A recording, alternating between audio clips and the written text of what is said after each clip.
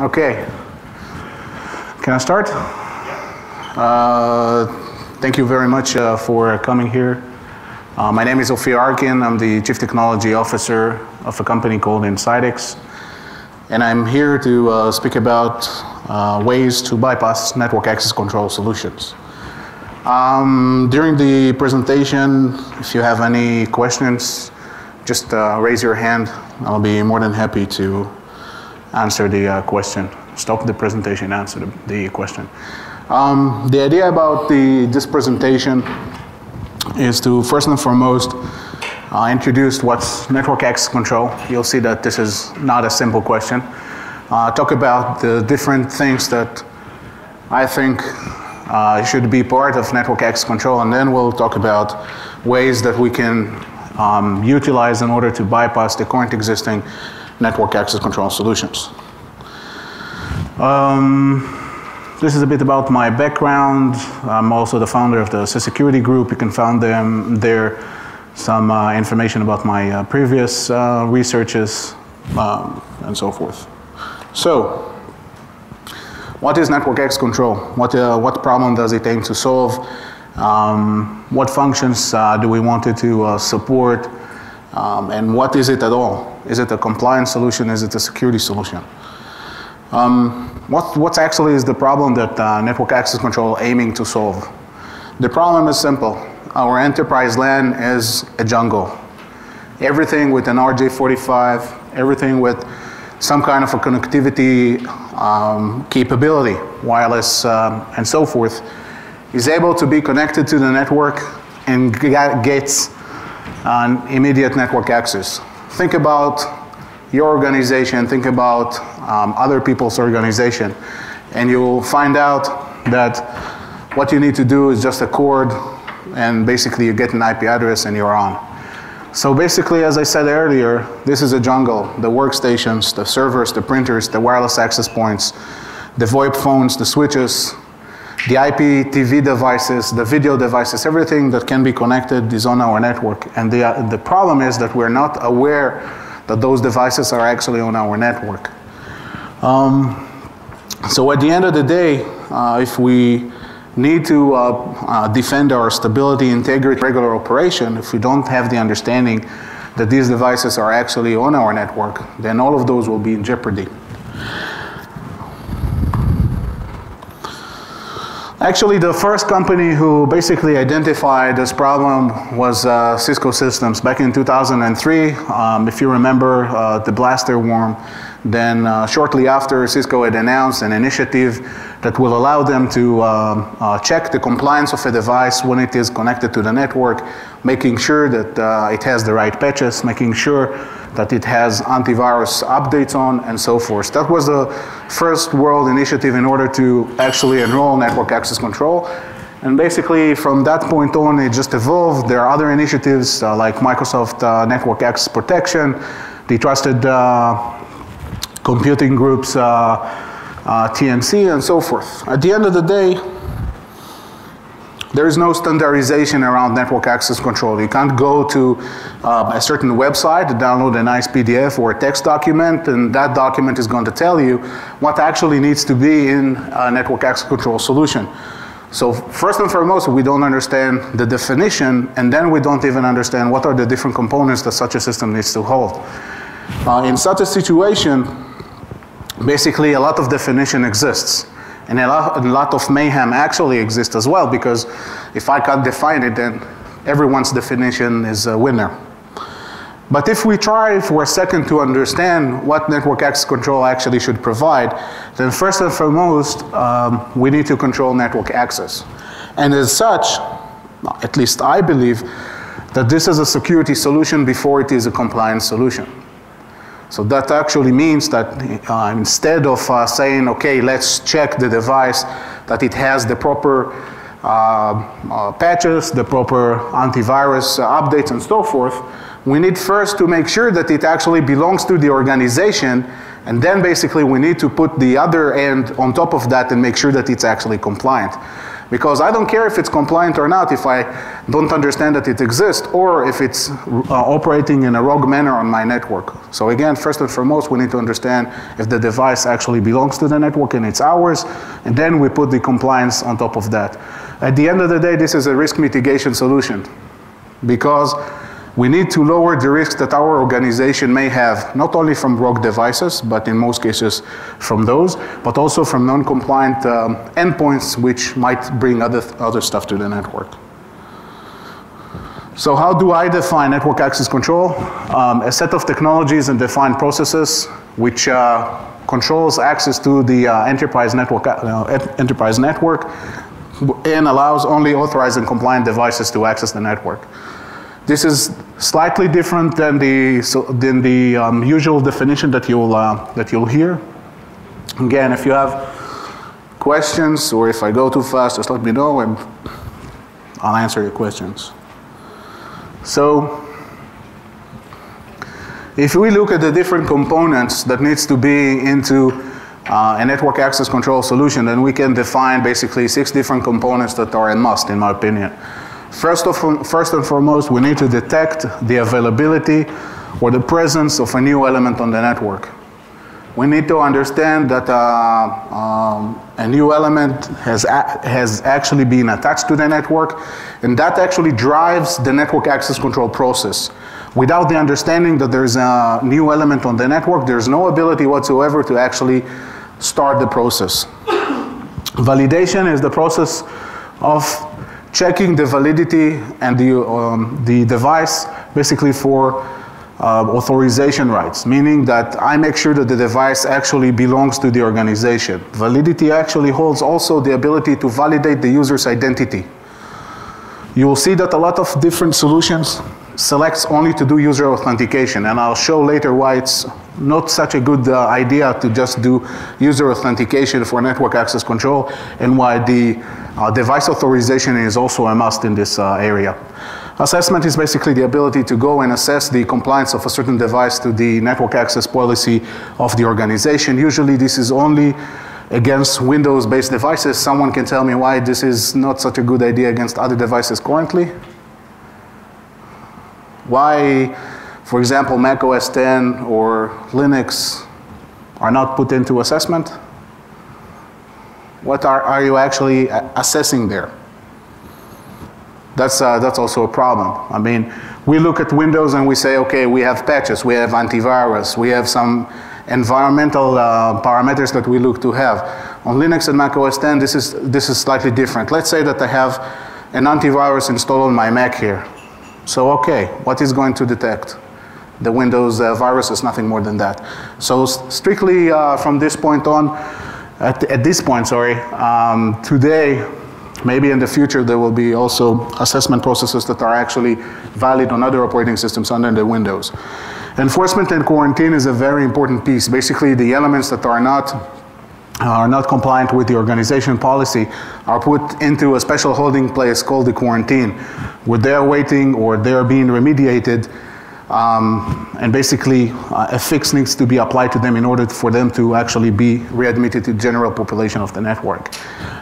Enforcement usually uses the same mechanisms that the quarantine uses, and we'll talk about that in a length because there's a lot of problems into how you put the device into quarantine and what it is actually capable of doing once in the quarantine. On the remediation side, this is the ability to fix the issue that had caused the device to get into the quarantine. There's automated remediation for some things. Basically, you can trigger the antivirus to go and update itself. You can put configuration parameters on the device and so forth. And last is provision, which basically means that throughout the life cycle of the element on the network, you still need to assess that the profile of the device still matches those parameters you put into your assessment profile, and that nothing had changed, so access is still being granted to the element. If something changes, you need to stop this access. So basically, these are the different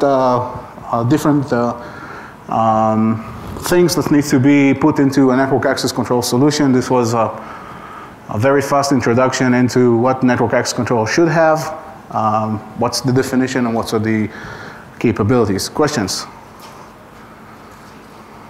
Okay. So what are the attack vectors?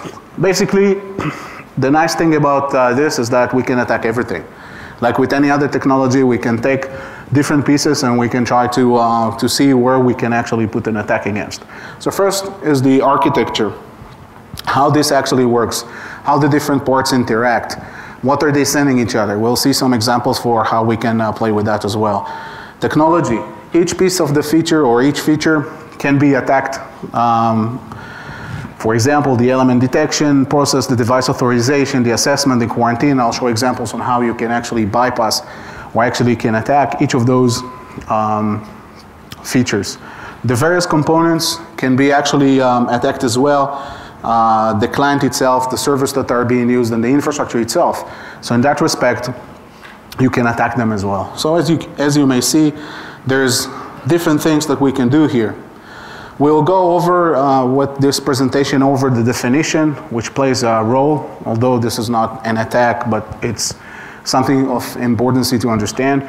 We'll talk about element detection, and we'll understand how we can actually put an element on the network without being detected. The validation stage will show some examples for that. Talk about the quarantine, talk about the enforcement and assessment, and we get to the definition. So basically, the problem, as I said earlier, is first is with the definition, how we can actually define what's network access control. Is this a posture validation only? Is this done against all devices, and is it a security solution or a compliance solution? And actually, I've set here an example with the definition that the Trusted Network Connect of the TNG is actually saying. As you can read in the highlighted red, security requirements for endpoints connecting to the corporate network, collecting endpoint configuration data, policy compliance. So this means that instead of saying, okay, we first actually controlling the access to your network, and then we're going to assess if those devices are actually compliant with what you would like to your elements to adhere to, we're saying, okay, this is only the compliance piece. And this is a very dangerous thing, because if you don't define this solution as a security solution and make sure that your devices first and foremost belongs to you and there are no rogue devices, and only then perform the compliance, what you're actually implying here that, like patch management solutions, give me your username and password with administrative rights, I'll connect to my domain controller, I'll get the list of elements that log on to the domain, and I'll check the compliance against them. Sounds really bad, right? Why is this bad? Because at the end of the day, there are elements which do not log on to the domain, there are elements which log on to other domains, and so forth. So this might illustrate the problem here, because if we use the 80-20 rule in security, it simply will not work. So this is the example. As I said earlier, one of the most important features about network access control is element detection. Basically, the idea is that NAC is being triggered by element detection. If I detect a new element is being attached to the network, then the NAC process can start. But as we will see, most of the solutions today simply don't understand the contextual network information. They wait for something to happen in order for them to detect that there is actually a new device on the network. They don't have the detection capabilities that alert them in real time, at least most of them, that there is a new device, and therefore if there is no knowledge about the device, there's no control, no defense, because there's no network access control. So what are the different methods to do element detection? And here there is a vast ways, actually vast options to do this. From listening to traffic, listening to DHCP requests, listening to broadcast traffic, listening to traffic that goes through a certain monitoring point, or even listening to traffic that goes through inline devices, integrating with the switch, like 802.1x SNMP traps. Can someone tell me why integrating with the switch is a problem? Just off the top of your heads. Lunch wasn't that heavy. Okay, the idea here is that basically you rely on something you don't provide in order to have a certain feature enabled. So if you go to an organization, and I'm sure that some of you work for small organizations, 10,000 people, 15,000 people, think about all the infrastructure that is involved with this type of organizations. So how can I actually tell who are all of my elements on the network, and especially the switches? Now, among those switches, usually you're not going to buy the equipment from a single vendor. You're going to buy from different vendors, and along the time, you'll have different versions of the software of those switches. So for some switches, some of those capabilities, you'll be able to enable them out of the box. For other switches, you'll either need to throw the switch out or to basically upgrade the switch. Think about 10,000 people, think about 15,000 people, think about 1,000, 2,000 switches that you need to play with. It doesn't fly at the end of the day. There's another option to put the client-based software on top of the device. So whenever the client is connected to the network, that basically the client software will tell the server, hey, I'm here. That's another losing approach, and we'll see why. So basically, passive network detection. One of my favorite topics, I actually have published a paper about that back in 2005. There's a lot of material there. The biggest problem here is that we cannot control, or those solutions cannot control what they see on the wire. I cannot make you send email, and I cannot make you open your browser, and I cannot make you do something else in order to draw conclusions from your traffic about your device. Now, the device can also be idle on the network. Printers usually don't send their traffic through routers. They don't. Switches, they'll have their own management networks, and you don't see them sending traffic through through routers. And there are other devices at the end of the day that are being approached and are not approaching other systems. So basically, if I cannot control what I see, and if I cannot control the pace of the discovery, it means that I cannot discover everything that is onto the network. So if I connect locally to that network, don't broadcast any traffic if the listener is at layer 2, basically I will not be detected. And if the listener is at layer 3, it's even worse, because I can do whatever I want on the local subnet and nobody will know that I'm there. This is a good example to illustrate the problem. Usually there are two ways of doing this. First, there's a broadcast listener that is usually a local software installed on one of the servers and listens to broadcast traffic only. And another option is to insert either an inline hardware or actually put an out-of-band solution that is connected to the switch and gets passive traffic. As I mentioned earlier, the layer 3, first and foremost, it's not real time, because if something is connected to the network, we cannot make that something actually send the traffic through the router or through that specific monitoring point, and access to the local subnet will be given. Nothing can be done against it. At layer 2, we can do other tricks. Two examples. One of them is with Cisco Clean Access. This is actually taken from the original presentation. The problem here is that the detection of the device is actually being done here at this stage. Now you can see that from the device to the actual component here, the device may connect through wireless, the device can connect through many hubs, the device can do whatever he wants or she wants. Well, it's actually the user, it's not the device. So if the user wishes to access anything that is not controlled by this server, it can do that, no problem. There's nothing that actually blocks the device from doing so. Another example is again with Cisco. And this is, again, a slide from their slide deck. Here you can see that the solution is actually being enrolled throughout the branches and throughout the data center, and the presentation basically says that you can basically defend only the data center and you don't need to do anything at the branches. Can someone tell me why this is not such a good idea? What at the end of the day goes down? Let's think Blaster. What did go down? The access, not the core. Because Blaster showed us that a simple worm with ping capability basically can bring down the switches, the access switches. From experience, I can tell you that a lot of companies had internet connectivity running. That was fine because the core switch survived, but all the access basically failed. So what we want to avoid is we want to avoid a situation in which in a certain branch, which may have an important data or still may have a lot of people, someone will connect, will not be identified, and would be able to do whatever he, she wants, and still infect the elements, steal data, do whatever. So if I concentrate my defense only at the data center, then I miss all the branches, and not always the branches needs to go through the headquarters for internet access. So in that respect, I don't control anything rather than saying that I control just the stuff that goes through the data center. Is this understood? Another interesting example is all with the broadcast listeners. The idea of a broadcast listener is that whatever we send broadcasted will be heard by the broadcast listener.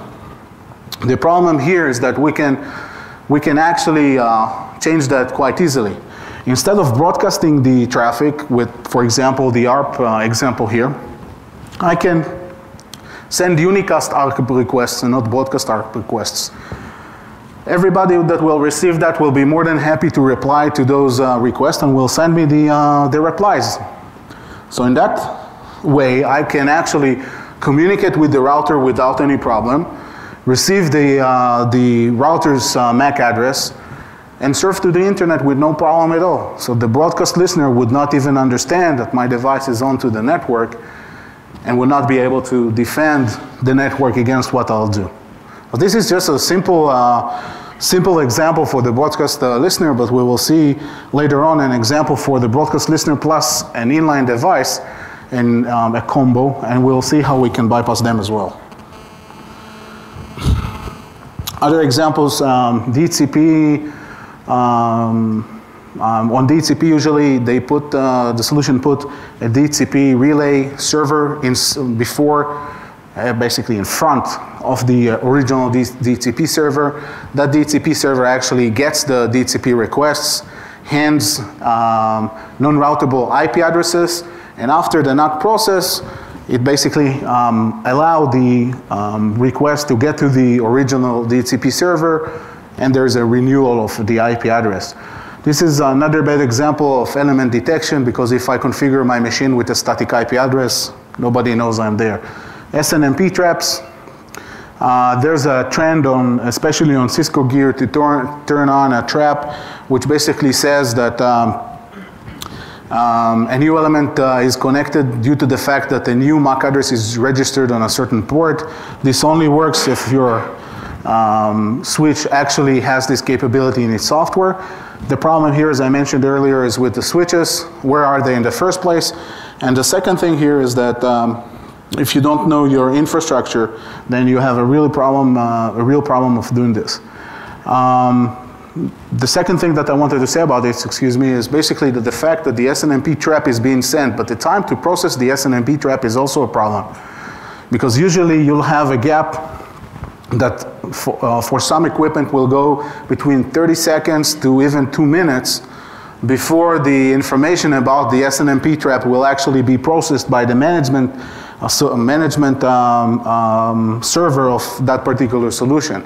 So the gap here is between 30 seconds to 2 minutes that element can do whatever he wants on the network. How fast did it take to send the SQL worm? How many packets did the SQL worm had to send? Someone knows? Only one packet. So 30 seconds to 120 seconds, that's a no-go, because we need to block the access as soon as the device enters the network, rather than to wait for something to trigger that and allow it a window of opportunity to do whatever it wants on the network. On the client software, again, client-based software that cannot be installed in certain operating systems, and again, you're vulnerable here. Other things that will not go into how you defend from NAT-enabled devices, how you detect NAC. Virtualization makes a huge problem here. Because basically if I have a device with VMware, with Xen, with Parallels, with whatever, and I launch it in NAT mode rather than in a bridge mode, usually nobody will detect the presence of that operating system. Questions?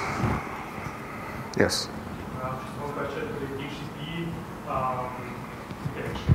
Yeah. There are devices which do not usually allow traffic to pass through if you have not used BGP. You refer to basically DHCP protection that some switches may have. The problem there is that on paper it looks very nice. The problem is that if you don't control each and every switch and you filter on each and every switch, that doesn't work.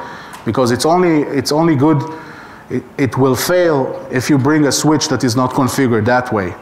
And if you don't control your entire environment, then the access lists that you have to introduce on each and every switch basically will not do that work because your traffic will still be able to be sent.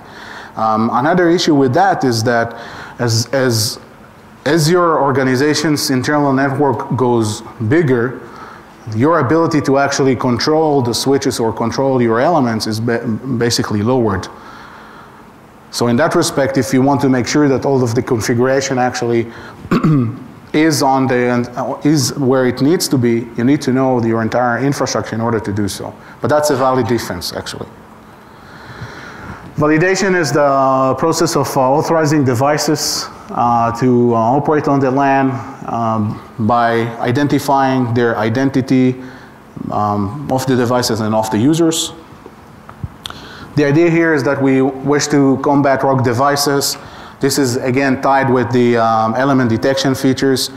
And at the end of the day, this shows us why we must immediately block any rogue element that tries to connect to our network. The problem here is, again, I mentioned that earlier, not all of the NAC solutions will actually authorize devices. Actually, most of them will not. And basically, since they lack the ability to understand the contextual network information, the time gap that a certain element will have to do whatever he wants on the network, or the user will have, is quite substantial. On the other hand, if you look at those solutions that mandates only user authentication, then there's a problem here as well. Because at the end of the day, what we actually can do is we can bring any type of hardware we would like, use a username and password that is valid to the NAC solution, and gain access to the network with a rogue device. So technically speaking, this is easier stealing a user's identity, or for example, bringing my laptop from home, multiple connect several devices, and do whatever I want on the network because I have a username and password that is valid to the network access control solution. Another example, same slide. You can read what is in the middle. Network access is blocked until the end user provides login information. There's no relation whatsoever to the endpoint here. Basically, you bring your device, you browse, you're presented with a nice captive portal telling you download this agent. You download the agent, you put your username and password, off you go, you're okay. No problem. So in my opinion, tying between the device and the user is extremely important. And it's basically creates a binding which is needed for stronger authentication, authorization, and of course for auditing. And an identity is something that we all are looking to have stronger and stronger in our organizations. Another quite interesting example, it's with DHCP replacement servers. Basically, I call this DHCP in a box. You get a DHCP replacement server. The way this works is you request an IP address, you get a non-routable IP address, you're redirected to some kind of an authentication portal. The authentication portal requires your username and password. You provide your username and password. The information is being checked against a user data storage. And that user data storage basically verifies or not your authenticity of the user. And there might be other checks to follow. And at the end of the process, if the element is compliant, then the DHCP server provides a real IP address to the device. What's the problem here? Old attack. I just installed my Linux machine, configure DHCP server, and this is a race. If my DHCP server answers first, the user will use my DHCP server. And I build my own captive portal, the same as the captive portal for the organization. And I provide, as well as user data storage. And basically, I steal all the usernames and passwords. So technically speaking, this is an attack from the old days that I can use here. And why is this even much more problematic? Because with the username and passwords, I can do whatever I want on the domain. I can access whatever data I want, and I can do whatever I want. So this is why this, for example, is a bad idea to use this type of solutions. We'll talk about 802.1x later. Questions? Okay. Okay, so basically assessment, we talked about what it is. The first thing that we want to do with assessment is, first of all, identify and classify the underlying operating system that the device has. Why? Because we need to decide if we want to put this device through assessment or not. And there are various ways to actually classify a device. Client-based software, active OS detection, passive OS detection, JavaScript, captive portals, and some more stuff. Like anything in life, not everything is actually created equal. This is an example from the Cisco NAC Appliance agent. The way that the agent actually used his ability to sniff traffic on the network was that it was looking into the user agent string, and if it didn't unveil that this element is Windows, it's basically let the device go. We all know that this is absolutely no-no, and of course there was a patch for this, and also it's kind of interesting. You'll just read that. It's kind of self-explanatory. Basically, what Cisco said is that you can also use another feature in the product, which is called Nessus Scan, that you can remotely scan the element and get its operating system. Okay, wait 2 slides and see why this is not going to work. The assessment methods themselves, as I said, client-based, clientless, dissolving agent, and remote vulnerability scans. If I put an agent, of course, it's great from the advantage points. Wealth of information, real-time protection. The problem is not even where to install the client. Of course, this is a problem, but the biggest problem is that this is a client among many other clients. And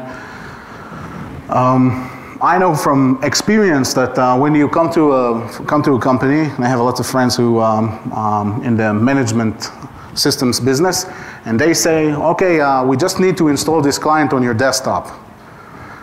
Here's the door, thank you very much. It was interesting, but we're not interested.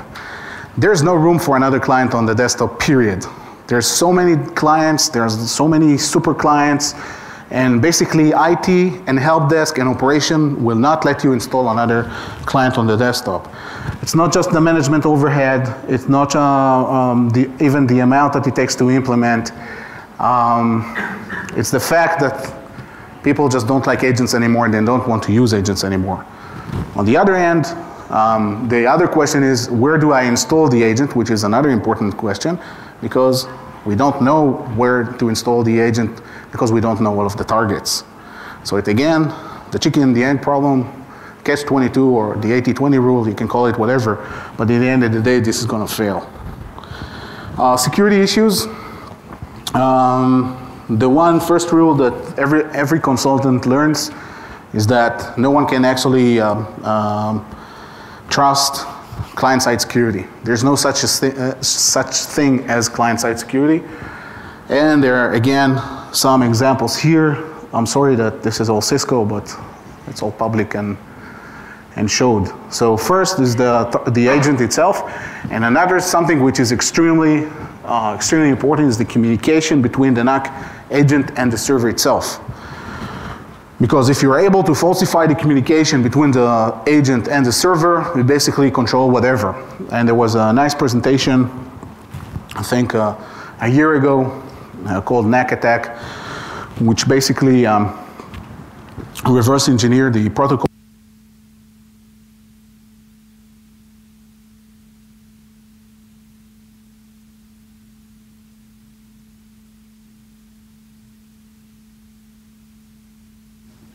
Cisco agent and the server, and since the NAC framework has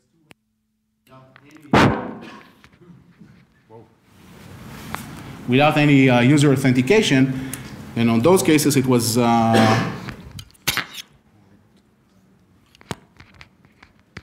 possible. Okay. it was possible to actually bypass the NAC framework because user authentication was not enabled. So the official response from Cisco was, well, we do have the ability to do authentication, and if you do authentication, your attack doesn't work. But that's not the case. So we'll see more NAC agents or being attacked in the future. It's like antivirus agents that are being targeted today, because at the end of the day, we know that there are some viruses and worms that tells you, yes, the antivirus is operating, but yeah, right, it's just the icon. We can do animation as well. So that actually brings us to the all-in-one agent. There's a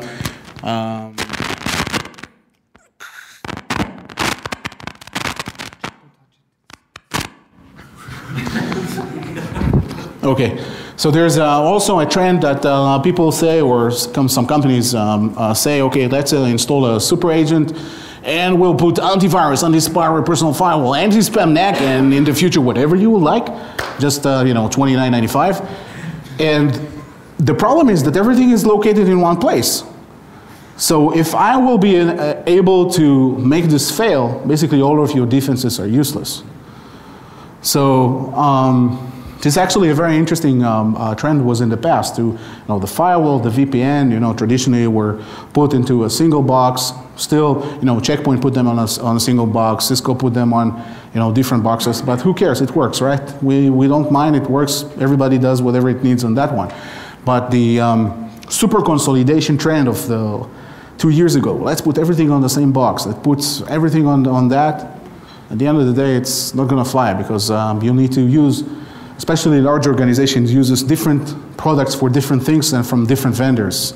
So your email is getting processed by 3-4 different vendors. Your other corporate stuff being filtered by 3-4 different things as a whole. So you can't really put everything on the same boxes anymore. Okay, agentless. That's a great approach. Nothing to install, fast deployment, custom checks on the fly because you only need to change it on the server side. On the other hand, you need the willingness of the other party to say, okay, let's work together. I'm willing to give you the access. And that's actually a problem because not all of the devices will give you that ability to access them. And again, the communication between the solution and the device makes an excellent attack vector as well. Dissolving agent. This is my one of my favorites. Everybody's saying, oh yeah, we have this ActiveX or JavaScript or Java component that does this and does that. Well, first and foremost, two big problems: local administration rights or power user rights. Okay, we are IT people, and most of the people get administration access to their machines, but there are some people which will never assign administrator access to their boxes.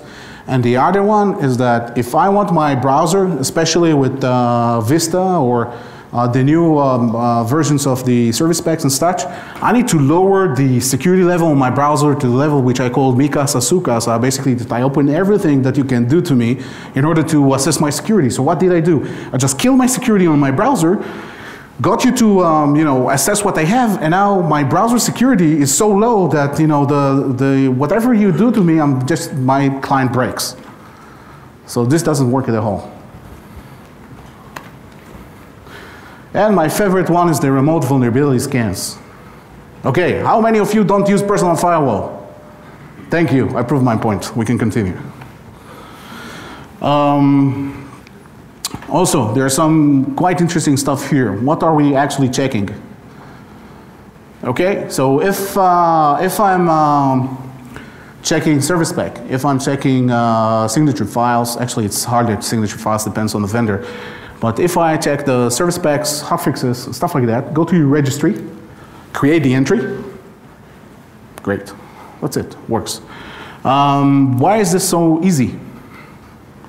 Because Microsoft does not provide any kind of proof that something has actually been installed. They're not going to disclose this information. So at the end of the day, you come and say, oh, I want to know that patch number this and this was actually installed on your machine.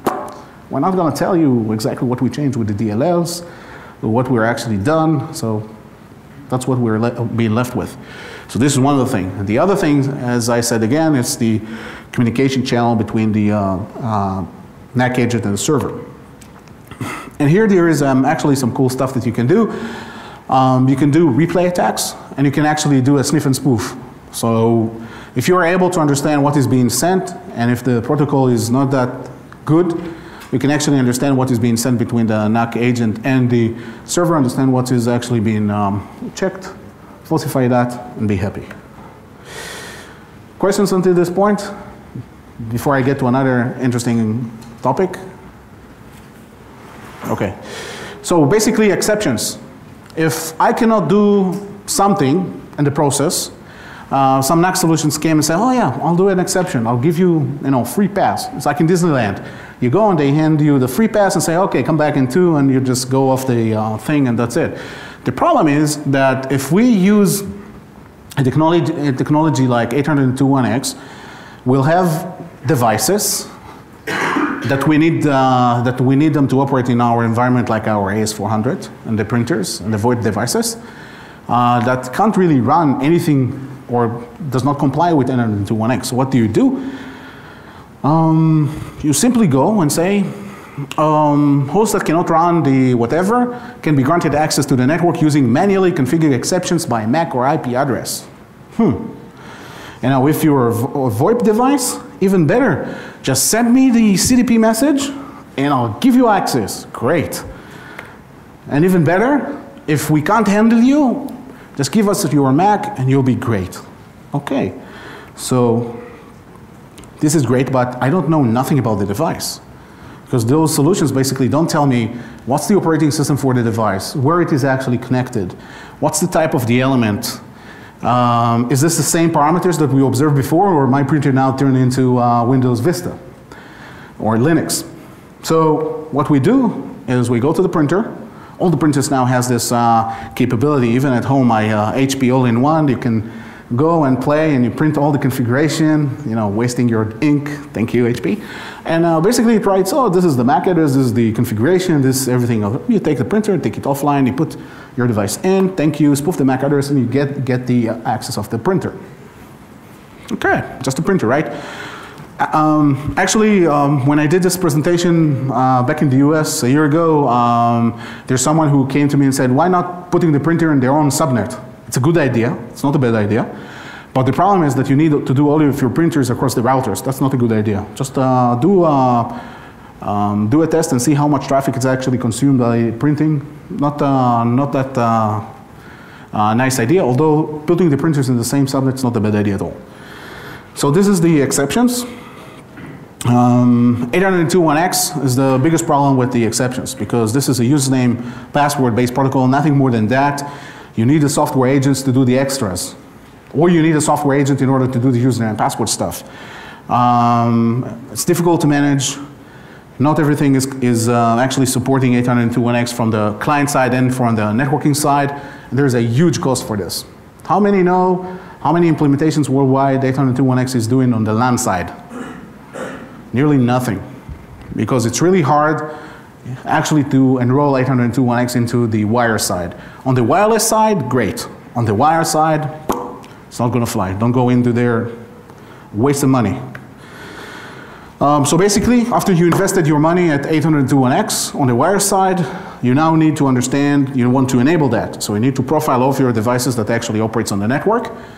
And you need to decide who cannot do 802.1x. And surprise, surprise, 30–40% of your network cannot do 802.1x. Okay, we just invested a lot of money. We just invested a lot of manpower into just enrolling this. We're okay. And you see the problem. Okay, questions? I'm gonna steal 5 minutes from your coffee or from whatever. I'll just go through quarantine fast. It's actually a nice idea. So basically, quarantine is the place. And when I mean the place, it is the place. Why? Because all of the bad boys, bad girls for, being politically correct here, being put into the quarantine. Basically, I didn't comply with something, I need to remedy it, the user, and I'm being put in a temporary holding place. The access is granted only to the remediation server. But one thing that we need to understand, the soft targets of the entire organization are now being put into one place, into the quarantine. Several ways to do quarantine. Using access lists, using a dedicated subnet, dedicated VLAN, private VLANs per switchboard, manipulating ARP cache entries, and some others. At the end of the day, one of my favorites one is the public quarantine. The public quarantine basically means that it allows communication between all of the quarantine devices. So this is what I call the self-infecting VLAN. I'll put all of my devices into one place. I'll get into that, quarantine holding place. And my aim is to infect you all. Easy, right? Because those are the soft targets. I have access. So what are we doing here? Also, if you would like to attack the soft targets, not a virus or a worm, if you are a hacker or someone with malicious intents and you want to try to abuse something which is a 0-day and you know that you can abuse it, this is the place for you to be. Because then you can inject whatever you want into that device, say, oh, antivirus is working all in one. Ah, great, antispyware is working as well. Put whatever you want on the device and control the device even if the device passed whatever checks your NAC may have. Other things about the quarantine VLAN. The idea of dynamically assigning VLAN IDs to the port. If you don't know, the way this works is there's a new element which automatically is being assigned to the quarantine VLAN. There are checks that are being done and only then it's being basically taking out of the quarantine VLAN. The problem here is that if you're in a really controlled environment like finance institutes, bank, whatever, your change control people, your audit people really like you because you'll never have the ability to actually deploy this because there's no way whatsoever that the VLAN IDs are going to change for the ports dynamically. Nothing is not going to happen. Also, if you remember, I talked about relying on the infrastructure to provide with a capability which is basic for network access control. This is a good example. If I don't have the switches that allows me to do this, I can't provide with it. So what? I'm going to buy a solution from a NAC vendor, and then I need to go to an infrastructure vendor and buy the switches, and I need to see that they both play in the same area. That's not going to fly because the amount of money that you'll need to invest into making your infrastructure actually capable of working with this is a lot of money, as well as the fact that this is only a per port per device policy. Hubs, you all know them, unmanaged switch. In the US, you go to CompUSA for $30, you get a 5-port, 10, 100, 1000 D-Link switch. 5-port, really cool. We have like trillions of those at work. Everyone wants one. So whenever I go to the US, hey, bring me one, okay. But at your place of work, you'll find non-managed switches. The switches that you bought 5, 6, 7, 8 years ago and now been pushed to the access, sometimes it happens because not all of us can buy all of the switches all together, and they're unmanaged. So they act as hubs, and then therefore you do this against them. Other than that, one last thing I would like to mention is the read-write access you need to the switches in order to do those changes. And again, go to your networking people, they will be more than happy to provide you with that. The private quarantine is the solution, in my opinion, for that. Basically, putting the element into a private silo that prevents others from communicating with it and prevents his communication with the other quarantined elements. This can be actually being done in private VLANs, layer 2 based methods, and other things. A good example why layer 3 based quarantine is bad. Inline hardware doesn't actually do a lot if it just blocks the access to other parts of the network. Basically, I'm not allowed, this is allowed. I can try to attack this device and use it as an access proxy to other parts of the network. There are other ways to play with these attacks. Also, when is the quarantine enabled? Only when an element should be assessed, after the assessment or immediately, and the answer is immediately. Because we don't know the device. We don't know what this device holds. We don't know what's running on this device, and we don't know if the user is authenticated, device is authorized, and it's actually happening here. So if you are assessing a network access control solution, then look for this. The device needs to be quarantined immediately, so the risks that may be put by this device to the organization will be minimized.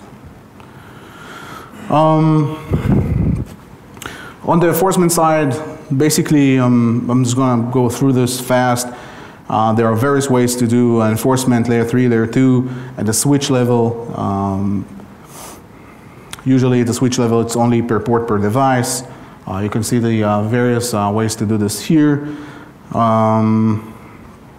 The one example I wanted to speak about was the broadcast listener and inline device combo. There's actually a solution that uses that. So basically you have a broadcast listener on the local network and an inline device that works as an IPS on layer 3. The problem is that you need to completely re-architect your network. The inline devices are a point of failure. If you want to have redundancy, 2x the cost. And again, you don't get to identify the device. So the device, not only that the device is not identified, that you can actually bypass the local listener, this particular solution do not even provide with device authorization and do not provide with user authentication. So simply put, if you just manipulate your ARP request and don't broadcast anything to the network, you're happy to basically connect to the network, because the inline device acts as an IPS only. It's not actually integrated with the broadcast listener. So it doesn't actually block access from those IP addresses it sees at layer 3 that weren't actually authorized by the local broadcast listener.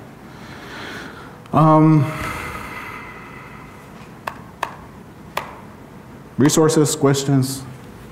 Still just 2 minutes late. Questions?